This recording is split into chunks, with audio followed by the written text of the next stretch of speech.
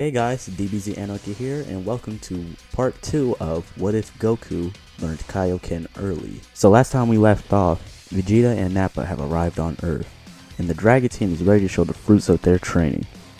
Now at the wasteland, Vegeta asks who wants to die first. Goku was about to step up, but Raditz stops him and tells him that he wants to go first and showed him how strong he has become since they last met. Though Raditz steps up to Vegeta, Vegeta laughs at the thought that Raditz can do anything against them. Vegeta says he's only here for Kakarot, so Goku and Vegeta was about to fly off, but before he leaves, he tells Nappa to plant the Cybermen.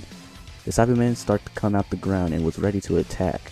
Raditz warned the Dragon Team that they were strong as he was when he first came to Earth, so he told them to be careful. Raditz took care of 3 out of the 6 Cybermen, which took Nappa by surprise. And Piccolo took care of the 2 Cybermen, and Yamcha is facing the last Cyberman, which grabs onto him in self-destruct, almost killing Yamcha, but he barely survived, because he is so much stronger than he is in canon, so he doesn't die in this story.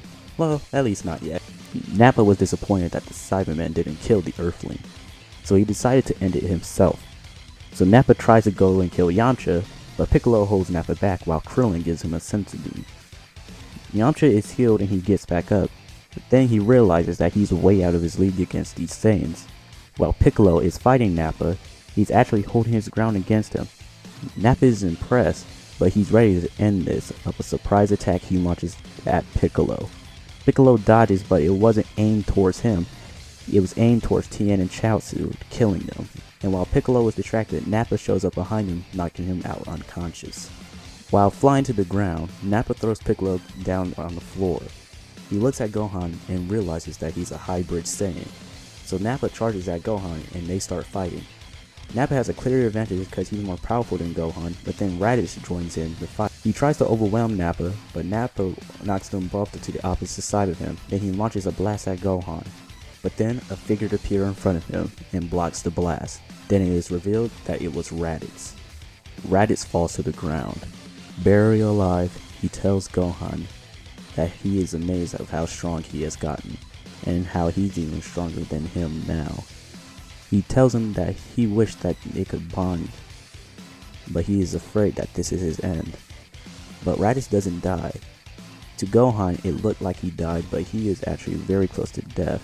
He could sense his power falling, but then another power rises. It was Gohan's, rising his power to 6,000, charging a Masenko, killing Nappa. Krillin then realizes that Raditz is still alive, and he gives him a senzu bean and he gets up. He is healed by the senzu bean and receives a Zenkai boost, raising his power level from 2,300 to 5,000. Gohan is glad to see his uncle alive, and he goes and tries to give him a hug, but Raditz tells him that fight isn't over yet. While all of this was happening, Goku and Vegeta were having their battle. While fighting, Goku has been sensing the others battling with Nappa. He senses power levels going up and down, and he has realized 2 people has died. That was Tien and Chaozu. But then he sensed Gohan's power shooting up and Nappa's disappearing. Goku is having trouble of his own in his regular form, so he uses Kaioken and starts to back Vegeta into a corner. Vegeta curses at Goku, saying that a low-class warrior shouldn't have this much power, and he flies up to the sky, charging a Gallic gun, ready to blow up the Earth and turn it into space dust. And Goku responds with a Kaioken Kamehameha, which overpowers Vegeta's Gallic gun and shoots him up in the air. And a little note, this isn't ×4, this is just a regular Kaioken Kamehameha, and it overpowers Vegeta. Vegeta escapes the blast and flies back down to the ground, and he realizes that he needs to change it to an Ozaru in order to defeat Kakarot. So he throws a power ball in the air and to transform into an Ozaru. Meanwhile, on the way to the battle, Piccolo, Krillin, Gohan, and Raditz sense his son's power greatly increasing, and Piccolo spots a ball of energy in the air. Raditz knows what this is. He knows that Vegeta is trying to transform into an Ozaru. So he has a plan in order to cut off Vegeta's tail, and he says he's going to need all of their help, because Vegeta is going to be too strong if he just does this by himself. So they all agree, and Raditz looks up at the power ball starting to transform into a Great Ape, and he starts to explain it on his way. Meanwhile, Vegeta has transformed into a Great Ape, raising his power level from 18,000 to 180,000, which gaps the power between him and Goku, which Goku's max power with Kaioken times 10 is 100,000. So they start fighting and Vegeta has the upper hand, starts throwing around Kakarot and beating him up because his speed does not decrease in Great Ape. He's way stronger than Goku could ever imagine and he has Goku on the ground, crushing his leg. But then he sees another person. It was another Great Ape, and it was Raditz. But Goku also sees someone else huge. It was a giant Piccolo. Raditz's plan was for him and Piccolo to hold Vegeta down while Krillin uses his new technique, the Destructo Disc, to cut off Vegeta's tail. So they start to initiate their plan. It doesn't work because Vegeta is way powerful than Raditz and Piccolo's power level doesn't change as he gets bigger, as it was explained in the Dragon Ball superhero movie, that his power does not increase when he's in this giant form, it's just for show. While the two Great Apes and one giant Namekian are fighting, Krillin gives Goku the final Senzu Bean. Goku gets up and Krillin tells Goku their plan. Goku says he's going to use his solar flare in order to help, so he could blind Vegeta. But then, something big falls onto them. It was a knocked out Raditz. Vegeta going against Piccolo, which is getting completely dominated. They both get up. Goku uses the solar flare, and Piccolo uses his stretchy arms and hold Vegeta in place. Krillin is charging his Kiansan, successfully cutting off his tail. Vegeta starts going back into his normal state, cursing them. Vegeta, now in his normal state, turns and looks at Krillin, as he is the one that cut off his tail. Vegeta starts to dash at Krillin, ready to kill him, but then Goku, now at full strength, goes behind Vegeta and knocks him out on the ground.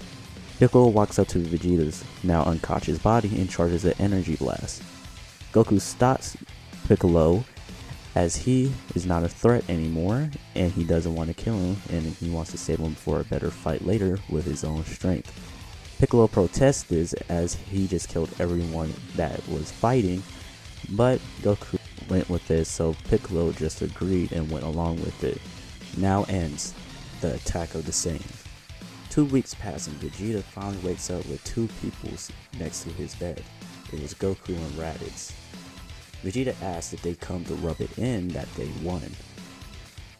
Goku tells him no and asks him about Frieza, as during this week, Raditz has told Goku why Vegeta sent him to Earth. Vegeta tells him about how Frieza acts and what he does, of how he's the emperor of the universe and that he's a galactic tyrant. Goku asks Vegeta can he train with him and Raditz in order to get stronger in order to beat Frieza. Vegeta rejects this at first, but then after some thinking about it, he decides that he would. But Goku tells him that if he has any dark intentions, that he could end him. Now that after the battle, Goku has received a Zenkai boost, raising his power level from 10,000 to 17,000. And with his Kaioken times 10, he will have 100,070 as his power level. And Raditz trained a little bit with Goku during this week, so his power level rose from 5,000 to 5,200. So now they start training and get ready to attack Frieza. Goku contacts King Kai and asks him where is Frieza and where is he located. King Kai tells Goku that Frieza is on one of his planets that he owns and he's gonna stay there for a while. So Goku thanks King Kai and goes to Bulma and Dr. Breeze and asks her can he build the spaceship so he could go to this planet with a built-in gravity chamber so they could train on the way. And he tells her about Frieza and she reluctantly agrees. She builds it and Dr. Breeze tells him that it's going to take a few months in order to get to that planet since it's way farther than Namek in the original story. So I just decided to make it farther so they could get a little extra time in training. Now Goku and Raditz is ready to go. Goku makes a stop at the hospital with Vegeta and gives him a Senzu Bean. Vegeta eats it and he is healed back to full strength and he receives a Zenkai boost which raises power level of 18,000 to let's just say 20,000 because why not. Now they are ready to go into space and go after Frieza and they start training. They actually Since it is more the Saiyans, they actually get way stronger than they did in canon, especially Goku and Vegeta, mixed with the gravity chamber. With there being more Saiyans on the ship, they master 100 times gravity way quicker than Goku has during his trip to Namek. They mastered it in about 3 days. They keep on upping the gravity for the few months, and by the time they reach Frieza's planet, they have mastered 600 times normal gravity, which really increases their power way more than they was during the Namek saga.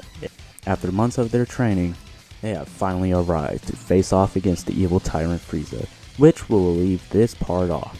If you guys enjoyed this what if, make sure you leave a like on it. Remember our like goal from the beginning if you want part 3 of this what if Goku learned Kaioken early. Hope you guys enjoyed this, and DBZ Anarchy signing off this what if.